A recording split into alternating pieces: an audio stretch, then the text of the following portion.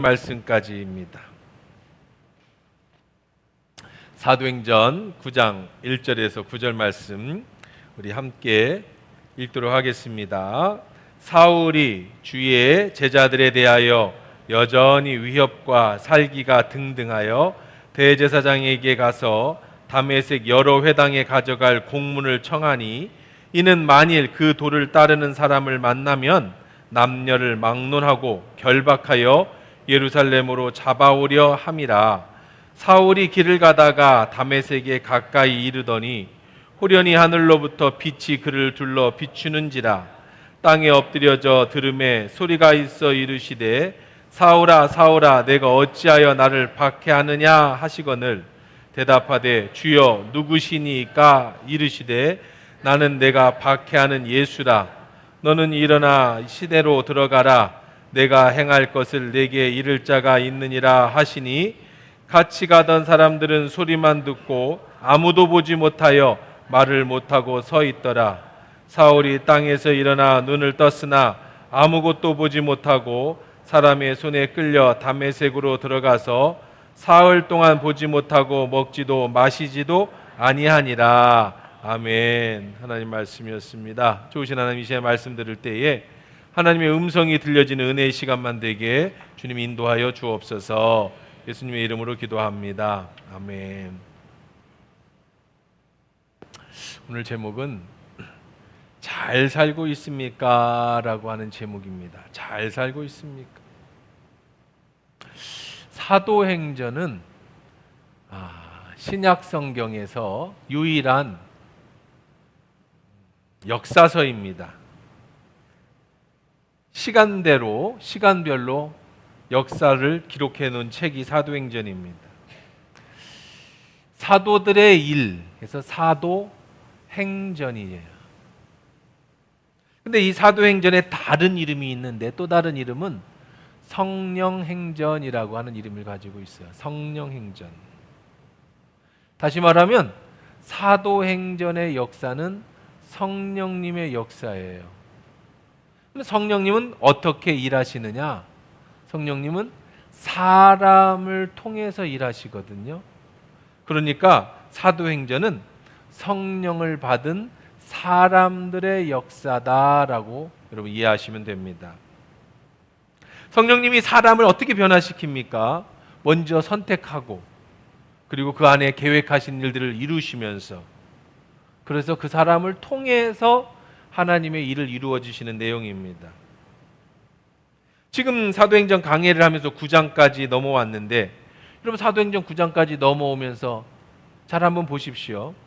성령을 받은 베드로의 이야기, 성령을 속인 아나니아와 삽비라의 이야기, 성령 충만을 받아 돌에 맞아 죽을 때에도 다른 사람을 용서하고 죽을 수 있었던 스데반의 이야기, 성령을 돈을 주고 살려고 했던 마술사 시몬의 이야기, 빌립의 이야기, 지난주까지 봤던 성택과 인도함을 받았던 에디오피아 네시의 이야기, 지금까지 사도행전 9장까지 이르면서 성령이 임한 이후에 계속되는 사람들의 이야기였어요. 성령을 받은 사람들이 어떤 일을 어떻게, 어떤 경우는 긍정적으로, 어떤 일에는 부정적으로 일을 행하셨는가. 사실 여러분의 이야기가, 제 이야기가, 우리의 이야기가 성령의 이야기 아닙니까? 제가 집회에 가면 늘 전하는 말씀 중에 하나가 그거예요. 저는 고등학교를 졸업할 때까지, 고등학교 한 2학년 때까지는 뭐 그렇게 뛰어난 사람도 아니었고, 뭐 공부를 해야 된다라는 목적도 없었어요. 뭐 학원 같은 것도 당연히 안 다녔고, 뭐 그럴 여유도 없었을 뿐 아니라 별로 그렇게 세상에서는 뭐 경쟁력 있는 사람은 아니었습니다.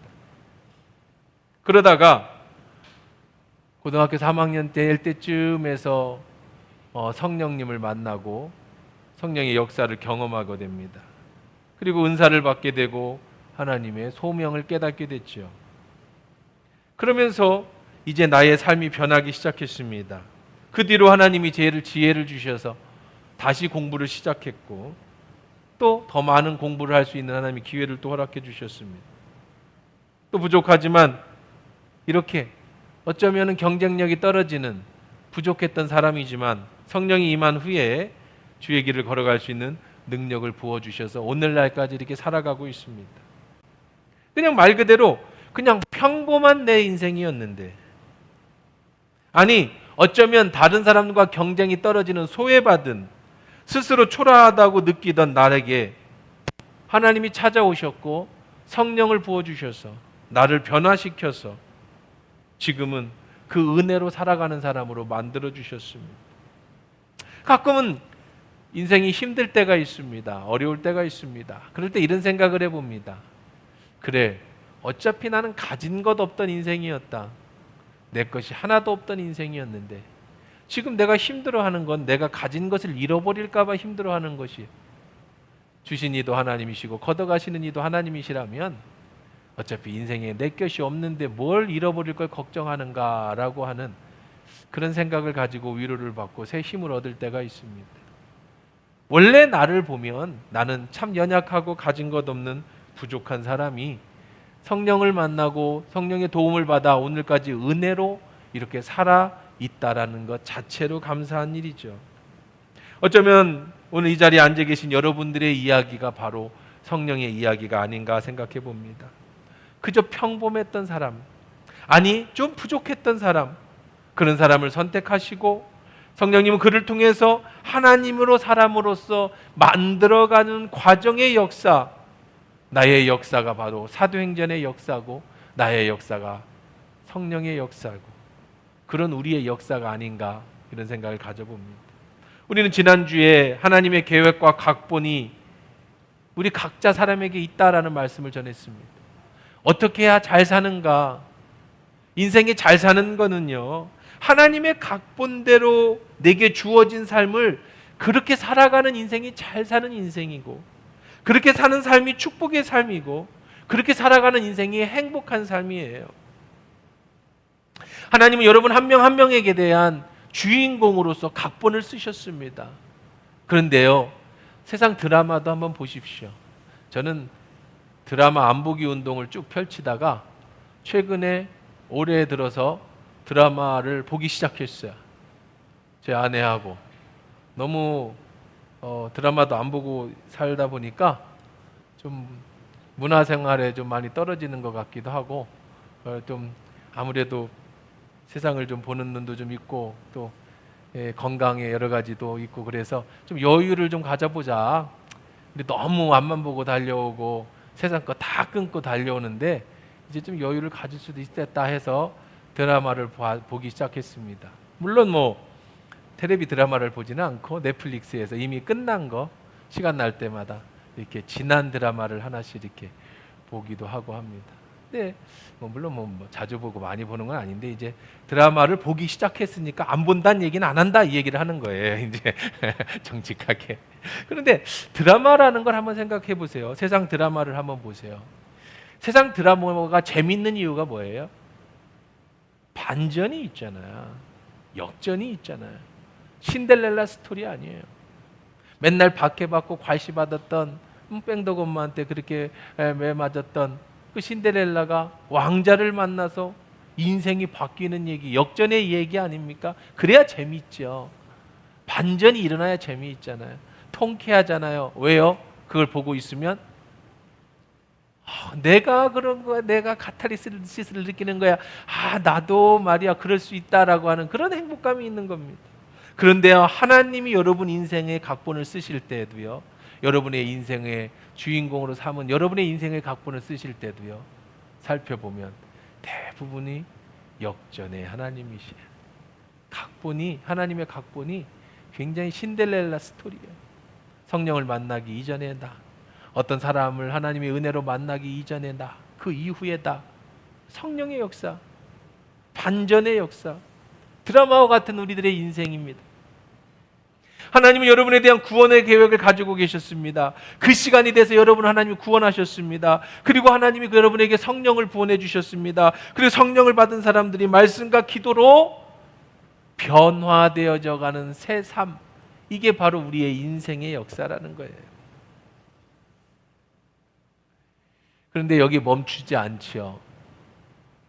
이제 예수 그리스도를 만나고 성령을 만나는데 멈추지 않습니다. 그 다음에는 어떻게 돼요? 드라마가 어떻게 진행됩니까? 이제는 반전의 역사를 그리며 새로운 인생이 출발하잖아요. 이러면서 우리는 새롭게 인생이, 하나님을 만나면서 내 인생이 새롭게 시작되어지는 거예요. 그 삶 속에서, 말씀 안에서 우리가 조금씩 변해져 가는 겁니다.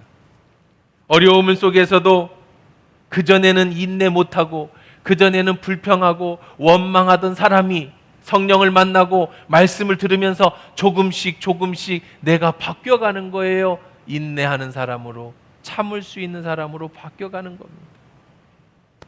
사랑이 없던 사람이 그저 냉철한 판단력으로 네가 그러니까 그 모양이지라고 사람들을 다 정죄하던 내가 성령을 받고 말씀 안에서 조금씩 바뀌어가면서 다른 사람을 볼 때 불쌍한 마음이 나도 모르게 내게도 그런 마음이 있었나 하고 그런 것이 생기기 시작하는, 변화되는 삶을 살기 시작하는 겁니다.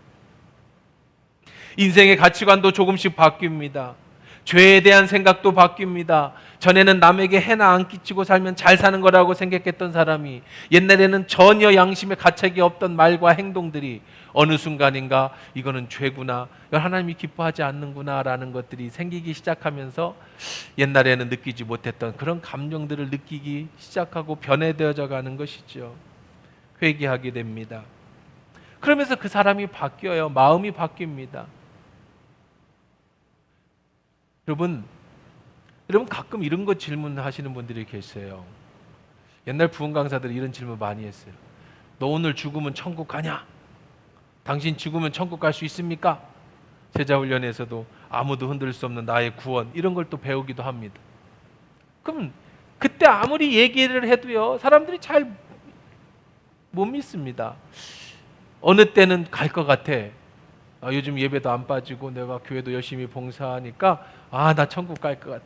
근데 어느 때는 또 뭐 세상 친구랑 좀 놀다 한잔하고 이렇게 좀 놀다가 보니까 야, 이거 내가 죽으면 천국이나 가겠나? 이런 생각이 또 들기도 합니다. 이게 도대체 가는 거예요? 못 가는 거예요? 여러분, 제가 아주 정의를 정확하게 내려드릴게요. 그냥 천국 간다고 믿으라는 얘기 아닙니다. 믿으면 천국 가지만 그 믿음이라는 게 어떻게 보여지지 않잖아요. 그냥 아주 간단하게 제가 정확하게 얘기해 줄게요. 천국은요, 하나님 나라는 어디에 있습니까? 어디에 있어요? 네, 하나님 마음 어디 있어요? 또 여기 있다 저기 있다라고 못하나니 하나님 나라는 어디에 있어요? 너희 안에, 내 마음에 있어요. 하나님 나라는 죽어서 물론 가는 영원한 나라도 마찬가지입니다만 그 나라는 어디서 시작되느냐? 어디서 시작되어지는 거예요? 내 안에 시작되어지는 거예요. 내 안에 어디? 내 마음 안에서 시작되어지는 거예요. 여러분, 죽으면 천국 갈지 못 갈지 알려드릴게요. 여러분 마음에 천국이 이루어지고 있으면 이어지는 거니까 당연히 어디 가고? 천국에 가는 거고, 여러분 마음에 하나님의 나라가 이루어지지 않았으면 당연히 어디게 되는 거예요? 천국에 못 가는 거예요. 그러니까 여러분은 믿음을 보여라. 어떻게 보일 거예요? 믿음으로 천국 간다? 근데 그 믿음 어떻게 보여주냐? 뭐 뜯어볼 거예요? 어떻게 할 거예요? 내 마음에 하나님 나라가 이루어졌으면 너는 하나님 나라를 가는 거고, 죽어도 천국 가는 거고, 이어지는 거니까. 내 마음에 하나님 나라가 이루어지지 못하면, 하나님 나라가 시작되지 않았으니까 넌 천국 못 가. 그러면 또 질문이 생깁니다. 그러면 묻는 게 뭐예요? 내 안에 하나님 나라가 이루어졌는지 어떻게 압니까? 그렇죠? 내 안에 하나님 나라가 어떻게 이루어지는가 압니까? 그거에 대한 해답이 뭐예요? 당신 내 안에 하나님 나라가 이루어진 사람은 변화가 일어나요. 변화가. 조금 전에 얘기한 것처럼 사랑하지 않던 내게 사랑의 마음이 들어오고, 용서할 수 없던 사람이 용서하게 되고, 이해할 수 없는 것들이 이해되고, 죄로 여기지 않았던 것들이 죄로 여겨지면서 1년 전에 내가, 2년 전에 내가, 3년 전에 내가, 5년 전에 내가, 지금의 나와 다른 변화된 내 모습이 있다면 여러분 안에 하나님 나라가 이루어진 거고, 변화가 없으면 여러분 하나님 나라를 여러분 마음에 모셔야 합니다. 성령을 모셔야 합니다. 여러분이, 제가 자주 묻습니다. 이전에 저를 만나기 전에는, 한화교회를 오기 전에는 여러분이 어떤 인생을 살았는지 저는 모르지만 어찌됐든 여러분이 예수를 만나고 한화교회를 온 다음에 나의 삶이 변화되었는가? 내 생각이 바뀌었는가? 내가 하나님의 사람으로 내 마음에 하나님 나라가 이루어졌는가를 스스로 물어보시고, 변화가 없다면 여러분 하나님 나라를 모셔드리기를 바랍니다. 성령을 여러분 마음에 모셔드리세요. 변화가 있다면, 작은 거라도 변화가 있다면 겨자씨 같은 믿음이 여러분 안에서 큰 나무를 이루듯이 작은 하나님의 나라의 씨앗이 땅 여러분의 마음에 떨어져서 여러분을 점점점 바꾸고 가고 있으니 당연히 여러분은 하나님 나라에 오늘 죽어도 갈 수 있는 거예요. 오늘 다시 질문으로 돌아갑니다. 잘 살고 있는가? 여러분 잘 살고 계십니까? 일부 때는 제가 설명을 했어야 돼요. 왜? 애들이 많아갖고 애들이 잘 살고 있나 생각할 일이 별로 없어요. 근데 여러분 나이쯤 되면 2부 예배 나오시는 평균 연령대쯤 되면 누구나 한 번쯤은 생각해보는 그 질문, 나 잘 사나? 이렇게 살아도 되는 건가? 잘 살고 있는가? 나이는 들고 가는데 내가 잘 살았나? 그러면 질문입니다. 여러분 잘 산다라고 하면 기준이 있어야죠. 뭐에 비추어서 내가 잘 살았다, 못 살았다 기준이 있어야 되지 않습니까? 사람들은 여러 가지 가치관으로 잘 살고 있다고 생각하는 기준을 잡습니다. 잘 살고 있습니까? 예, 잘 살고 있습니다. 당신이 잘 살고 있는데 이유가 뭡니까? 제가 돈을 젊었을 때부터 많이 모았습니다. 제 은행에 돈이 많습니다. 아, 참 잘 살았네요. 저는 해외여행도 자주 갑니다. 저는 해외여행 갈 때도 비즈니스석에 앉습니다. 거기 앉아서 저 이코노믹석으로 내려가는 사람들을 바라보면서 내가 참 잘 살았구나 이런 느낌을 갖습니다. 잘 사셨습니다. 잘 사셨습니까? 예, 잘 살았습니다. 어떻게 해요? 저는 어렸을 때 꿈을 꾸었고 그 꿈을 이루었습니다. 그래서 저는 잘 살았습니다. 네, 훌륭하십니다. 사회적 명성을 얻었습니다. 남들에게 존경을 받고 살아갑니다. 재산도 있고 명성도 있고 존경도 받고 꿈도 이루었고 저는 아주 잘 살았습니다. 자녀도 다 잘 돼서 이제 한 자리씩 하고 있습니다. 잘 살았습니다. 네, 참 잘 사셨어요. 여러분, 그게 잘 사는 걸까요? 한번 다시 질문해 보십시다. 정말 그거 잘 산 겁니까? 조금 더 깊이 생각해 보십시다. 돈이 여러분이 잘 살고 못 살고의 가치를 정해줍니까? 여러분의 명성이 여러분의 인생의 삶을 잘 살았는지 못 살았는지를 가치를 평가해 줄까요? 여러분의 이룬 꿈이 여러분을 잘 산 건가 못 산 건가 그 꿈이 가치를 평가해 줄까요? 그러면 다시 물어봅시다. 어느 순간이 올 겁니다. 늙는 순간이 올 겁니다. 병드는 순간이 올 겁니다. 치매가 걸리고 노인병원에 입원하고 이제 죽음을 기다리며 손꼽아가는, 이제 돈이 있어도 해외여행 갈 수 있는 힘이 없고 명성과 이뤘던 꿈은 다 은퇴하며 끝나버렸고 사람이 나를 아무도 알아보지 않는 그날이 올 겁니다. 그러면 그때 물어봅시다. 당신 잘 사셨습니까? 그럼 추억이나 빠져서 옛날에 잘 살았지, 그렇게 살면 잘 산 건가요? 그럼 여러분이 잘 살았다고 느끼는 그 기간이 몇 년이나 되겠습니까? 20, 30년? 그 순간 잘 살았다는 게 잘 산 거예요? 우리 앞에 죽음이 올 텐데요. 우리 앞에 내가 돈이 있어도 쓸 수 없는 날이 올 텐데요. 내 명성과 내가 과거에 젊었을 때 이뤘던 것들이 아무에게도 효과가 나타나지 않고 꼰대 소리를 듣는, 노인네 소리를 듣는 그날이 올 텐데요. 아니, 건강도 잃어서 치매가 걸려서 내가 뭘 이뤘는지도 모르는 시대가 올 텐데요. 지금 여러분 잘 사는 겁니까? 그렇게 사는 게 잘 사는 거예요? 죽으면 끝난다면 잘 사는 것이라고 할 수 있겠지만 문제는 그 생활이 영원히 지속된다는 거예요. 사람이 죽는 것은 하나님이 정한 인 것이지만 그 후엔 심판이 있습니다. 그 후에는 영원한 하나님 나라가 펼쳐질 겁니다. 그때도 잘 살았다고 하나님 앞에 얘기할 수 있겠느냐는 겁니다. 성경은 우리에게 가르쳐 줍니다. 하나님을 떠난 인생, 즐기다만 간 인생, 내 욕심과 목표만 이루며 살다 간 인생, 그렇게 살다간 이제 죽음 앞에 눈을 둔 시점에서 하나님 나라를 이루지도 못하고 준비하지도 못하고 심판대 앞에 서는 그날에 그 인생은 평가받을 것이다. 잘 사느냐 그 기준은요, 여러분이 정하는 게 아니에요. 내가 정하는 게 아니에요. 내 기준으로 돈 남들보다 많이 벌었으니까, 남들보다 명성을 얻었으니까, 남들보다 건강하니까, 남들보다 내 자식이 잘 됐으니까 그게 기준이 돼서는 안 된다는 겁니다. 흔들리지 않는 기준이 돼야죠. 절대 진리가 내 삶에 잘 살았는지 못 살았는지를 절대 진리가 기준을 잡아줘야죠. 그래야 내가 그 기준을 보고 지금 잘 살고 있는지 못 살는지를 알 수 있을 거 아닙니까? 기준이 흔들리면 내 인생도 흔들리는 거예요. 그럼 기준이 뭐야 될까? 영원히 변치 않는 기준은 뭐가 될까요? 죽음 후에도 영원히 이어지는 그 기준이 뭐가 될까요?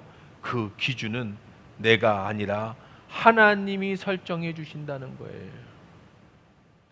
하나님이 여러분 한 명 한 명에 가지고 계신 각본, 하나님 여러분 한 명 한 명에 가지고 계신 그 계획, 여러분이 그 계획을 이루고 살고 계시다면, 그 각본대로 살아가고 계시다면 잘 사는 거고, 하나님하고 각본과 상관없이 내 인생을 살아가고 있다면 잘못 산 거라는 겁니다. 그렇다고 여러분 오해하시면 안 됩니다. 여러분이 잘 살기 위해서 돈이 필요 없다는 말 아니에요. 세상에 꿈이 필요 없다는 말도 아닙니다. 여러분은 어떤 기독교 교회의 맹신도를 만드는 거 아니에요. 제가 뭐 이단 교주라서 여러분 재산 다 갖고 와서 쓸데없는 거 하나님 나라를 준비하라 그런 얘기 하는 것도 아닙니다. 여러분 보고 목사가 되라는 얘기도 아니고 선교사가 되라는 얘기도 아닙니다. 그런 것이 가치 없다는 얘기가 절대로 아니에요. 여러분 돈을 버는 거 가치 있습니다. 여러분 명예를 얻고 명성을 얻고 꿈을 꿔는 거 다 가치 있습니다. 자녀를 잘 키우는 거 다 가치 있습니다. 그런데 이 모든 것이 가치 있으려면 한 가지가 반드시 있어야 된다는 거예요. 그게 뭐라고요? 하나님 안에서, 하나님이 여러분에게 주어진 그 계획 안에서, 하나님이라고 하는 그분 안에서 돈 버는 게 가치 있는 거고, 하나님 안에서 자녀를 키우는 게 가치 있는 거고, 하나님 안에서 명성을 얻는 게 가치 있는 거지, 하나님을 떠난 세상의 것에는 사는 동안에는 좋겠고 편안하고 안락하겠지만 우리의 삶의 기준이 될 수는 없다는 말씀을 드리는 겁니다. 하나님의 나라를 꿈꾸는 사람은 계속해서 하나님이 원하는 삶을 살려고 노력하죠. 내 나이가 들수록 정확한 기준이 있는 사람은요, 하나님 안에서 잘 살겠다라고 하는 정확한 기준이 있는 사람은요, 나이가 들수록 점점 그리스도의 사람으로 변해져 가는 거예요. 계속 하나님의 사람으로 변해져 가는 겁니다. 1년 전에 나, 5년 전에 나, 10년 전에 나가 전혀 다른 내가 되어져 있는 겁니다. 왜요? 하나님의 기준으로 내 삶이 변해가고 있으니까. 세상 가치를 두는 사람은요, 자신의 변화를 원하지 않습니다. 물론 자기 개발서를 읽을 수도 있고 인문학을 공부할 수도 있고 생각을 바꿔서 잘 살아보려고 노력하는 사람도 세상에는 개 중에 있을 수 있지만 그 역시 하나님을 떠난 변화, 도대체 뭘로 잘 사냐는 기준이 없는 삶은요, 세상 사람들 모두가 동일합니다. 변화가 없어요. 오히려 세상 사람들은 변화를 두려워합니다. 사람들은요, 유지하고 싶어 합니다. 변하려고 노력하지 않아요. 그러나 마음에 하나님 나라를 이루는 사람은요, 하나님이 기준인 사람은 오늘도 계속 변합니다. 매일 말씀 묵상하며 하나님 말씀에 나를 바꿔가고요, 매주 말씀을 통해서 내 자신을 변화시키고 매 순간 성령의 역사를 통해서 깨닫고 갑니다. 제가 다시 묻습니다. 지금 여러분 잘 살고 있느냐 궁금하다면 지금 내가 계속해서 하나님 말씀으로 변화되어 가고 있는가를 보시면 된다는 거예요. 하나님은 이렇게 사람을 계속 변화시키면서 하나님의 백성을 만들어가고 계시는 겁니다. 그렇게 변화된 사람들을 함께 모여놓은 것을 교회라고 합니다.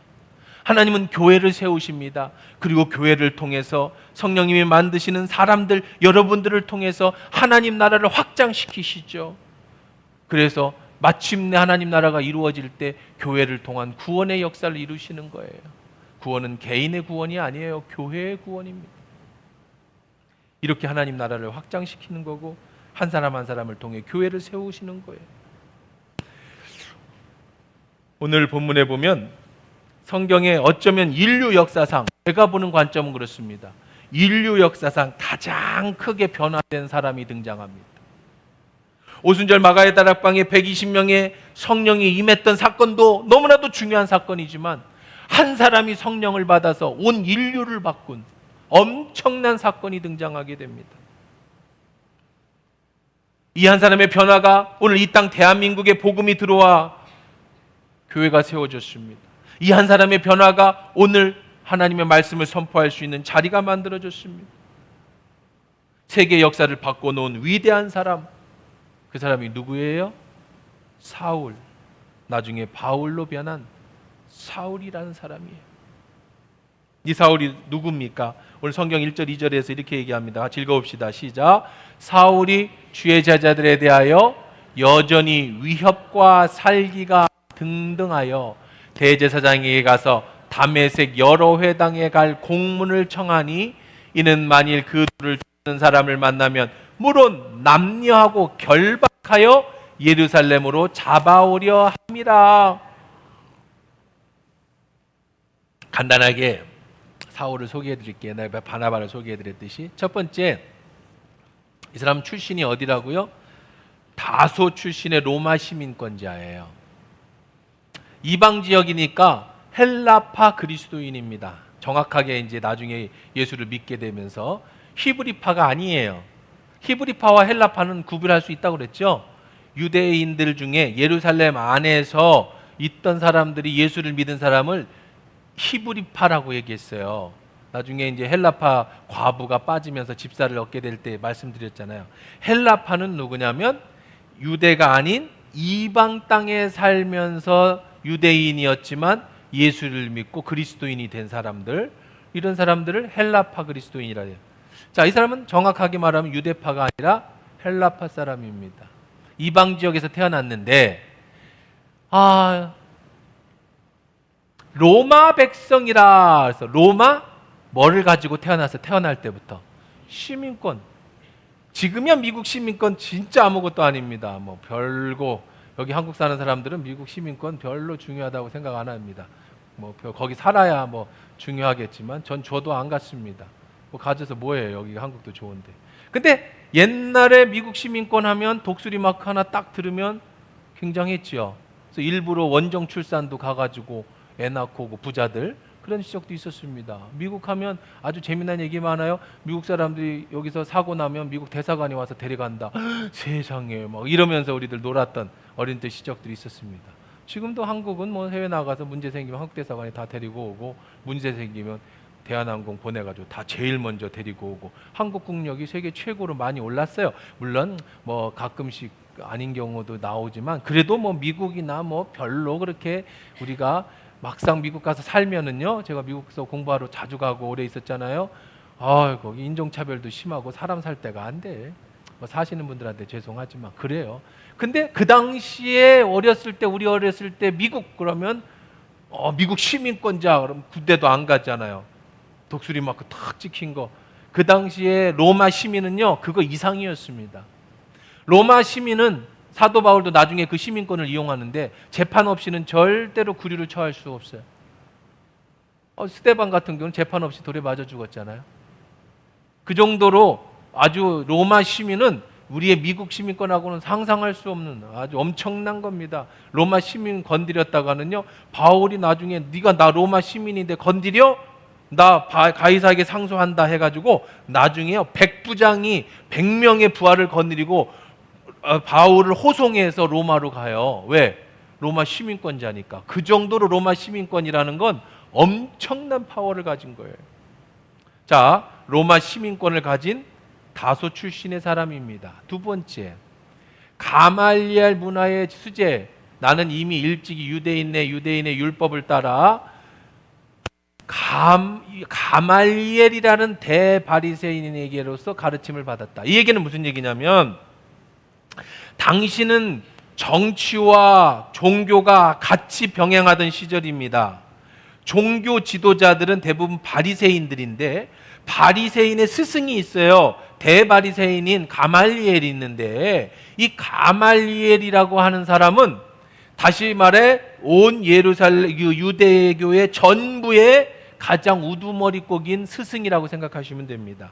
그의 직제자니까 사도 바울은 나이가 들면 이스라엘 전체 지도자 총리 정도가 될 수 있는 정도의 학력을 가진 사람이에요.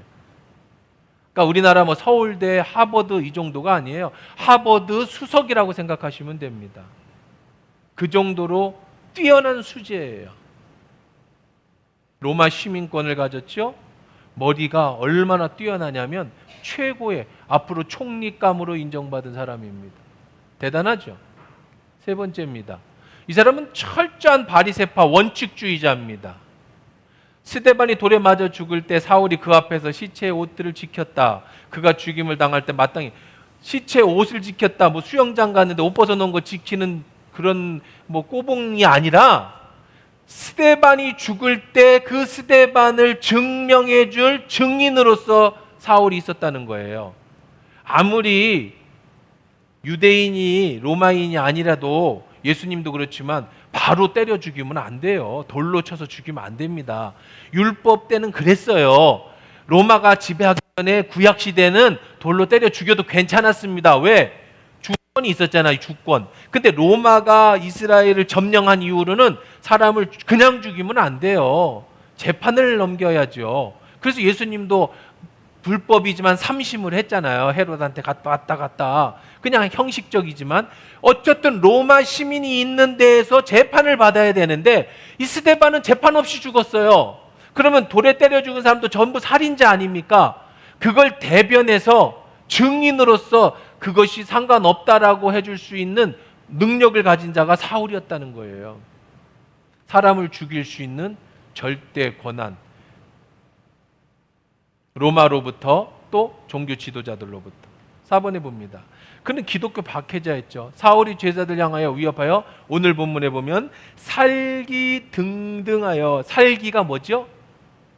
살인에 대한 기운이죠. 사람 죽이는 기운이 어떻게 했다고요? 등등했다. 그냥 눈에서 이 살기가 사람을 죽이겠다는 그 살기가 뚝뚝 떨어졌다는 거예요. 무서운 사람이에요. 이 사람은요. 사도 바울은요, 보통 성화나 이런 데 그려보면 전부 대쪽같이 그려놔요. 완전 말라가지고 광대뼈가 탁 튀어나가고 눈이 반짝반짝해서, 여러분 살기 있는 눈 보셨어요? 살기 있는 눈? 이런 사람한테 잘못 건드리면 죽어요. 이런 정도의 자기 혈기가 왕성한 사람이에요. 능력, 권력 가졌지요. 능력 있지요. 거기다가 권력에다가 혈기에 살기까지 있어요. 괜히 거기 가서 한번 건드렸다면 큰일 납니다. 5번째 보면 권력을 가진 체포자. 대제사장이 가서 다메섹의 회당에 공문을 정하니 만일 그 도를 따른 사람을 만나면 바울이 즉결 심판을 내릴 수 있습니다. 남녀를 물어나고 무조건 뭐예요? 체포할 수 있는 권한을 가지고. 그래서 예루살렘으로 잡아올 수 있는 종교에서 종교와 정치가 같다고 그랬죠. 종교 사회에서의 뭐랄까요? 뭐 살인 면허, 무조건 누구든지 잡을 수 있어요. 체포권이 그냥 주어진 사람입니다. 걸렸다가는 그냥 죽어요. 이건 재판도 없이 죽을 수 있는 권력을 가진 사람. 진념의 행동가입니다. 지금 9장에서 사울이 예수님을 만나기 전에, 성령을 만나기 전에 어디를 가고 있었느냐면, 사울이 주의 제자를 대하여 여전히 위협에 등등한 제사장에 가서 다메섹 여러 회당에 가져갈, 어디 가고 있었어요? 다메섹 가고 있었어요. 다메섹은요, 예루살렘에서 다메섹까지는요, 지도상에 이렇게 보시면 됩니다. 이 거리는 240km입니다. 240km. 사람 잡겠다고, 예수 믿는 사람 잡겠다고 지금처럼 무슨 자동차 타고 다니에 걸어서 240km를 가던 집념이 있는 사람입니다. 여러분, 이런 남자 어떻게 좀 멋이 있어요? 괜찮겠어요? 뭐 신랑감으로? 무서워. 야, 집안이 얼마나 어떤 집안인데요? 잘 살았습니까? 잘 살았죠.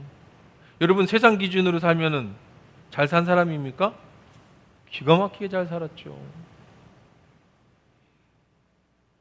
하나님의 입장에서 보면 예수 믿는 사람을 잡아 죽이는 앞장선 죄인 중에 괴수예요. 디모데전서 1장 15절에 미쁘다 모든 사람을 받을 만한 이 말이여 그리스도 예수께서 죄인을 구원하시려고 세상에 임하셨다 하였도다. 죄인 중에 내가 나중에 변화받은 바울은요, 자기의 지금 사도행전 9장 1절 2절 이때를 생각하면서 나는 사탄 있죠, 사탄의 괴수, 그 중에 내가 사탄주 중에 내가 누구라고? 괴수였어요. 잘 살았습니까? 아니죠.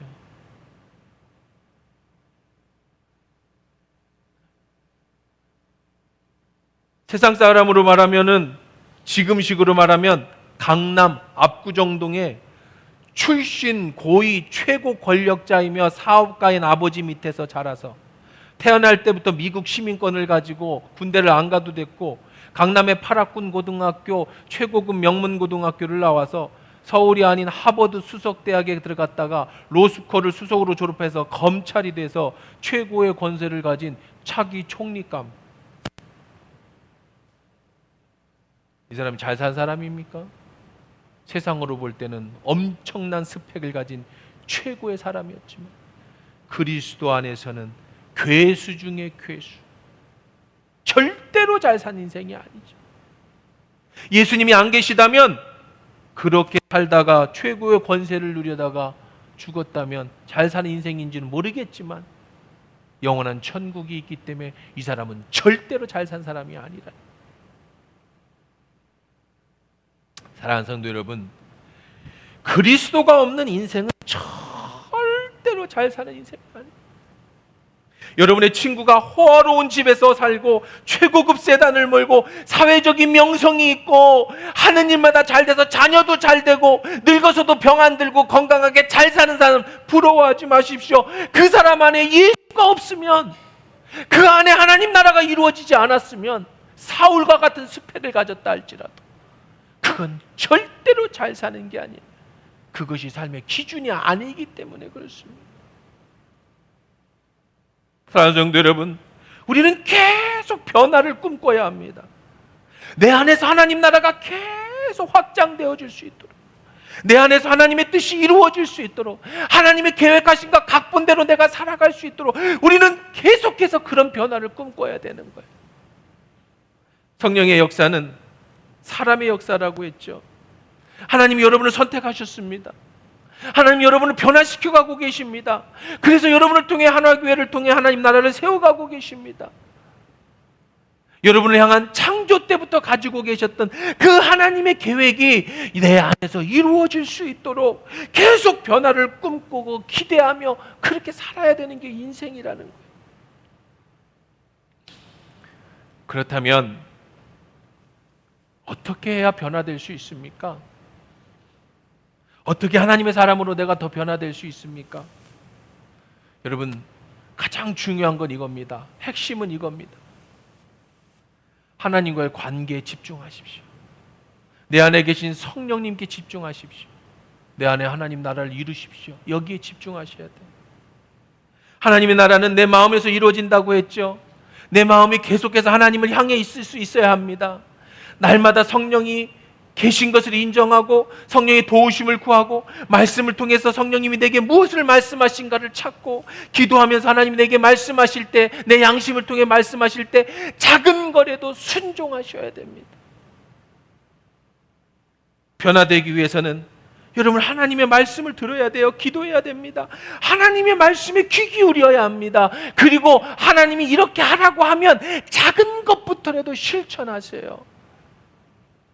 지금 하나님의 나라, 지금도 하나님은 여러분에게 말씀하고 계시는 거예요.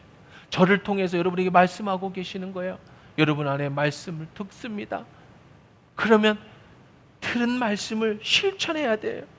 작은 거라도 변화를 꿈꿔야 합니다. 어떻게 해요? 성령이 내 마음에 임하실 때, 말씀하실 때 순종하는 습관을 들이세요. 이제부터 여러분 안에 두 마음이 싸우게 될 겁니다. 원래 내가 가지고 있던 내 욕심, 세상의 가치관과 하나님의 말씀이 충돌을 일으킬 겁니다. 로마서 7장 8장에 있는 것처럼 그럴 때 하나님이 이기도록, 내 안에 계신 성령이 말씀하신 것이 이기도록 작은 것부터 실천하십시오. 계속 싸우세요. 내게 손해가 온다 할지라도 기꺼이 실천하는 겁니다. 그럴 때 내게 변화가 일어나요. 자꾸 사단은 우리에게 말합니다. 나중에 돈 벌면 내가 11조도 내고, 나중에 내가 잘 되면 뭐도 하고, 내가 나중에 시간 내면 교회 봉사도 하고, 내가 나중에 잘 되면, 내가 나중에, 지금은 바빠서, 지금은 돈이 없어서, 지금 먹고 살래도 힘들어서. 아니에요. 작은 것부터 하세요. 지금부터 순종해야 나중에 큰 일도 하나님이 맡기시는 거지, 나중은 없어요. 언젠가는 아닙니다. 용서할 수 없는 사람 자꾸 마음에 하나님 용서하라고 하면 억울해도 용서하는 거예요. 사랑을 나누기도 하고요, 다른 사람을 더 섬기기도 하고요. 하나님이 기뻐하시는 일이 내 마음에 들면, 여러분 마음에 하나님이 뭔가 말씀하시면 작은 것부터 자꾸 순종하는 훈련, 성령과 친밀해지는 훈련, 그 말씀에 여러분이 응답하는 훈련을 자꾸 하셔야 변화가 일어나요. 친구도 그렇죠. 사랑하는 사람도 그렇잖아요.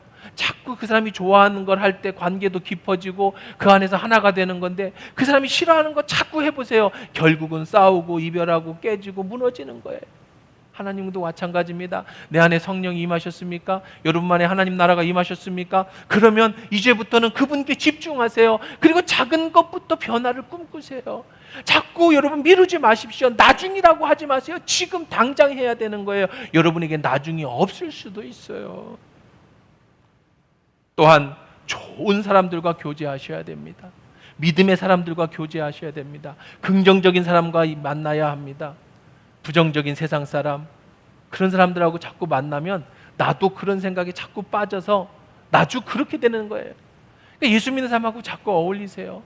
목장도 어울리고 예수 믿는 사람들과 자꾸 어울려야 여러분의 신앙도 그 안에서 변화되는 거지, 세상 사람들하고 어울리면 그 안에서 믿음을 살기는 참 어렵습니다.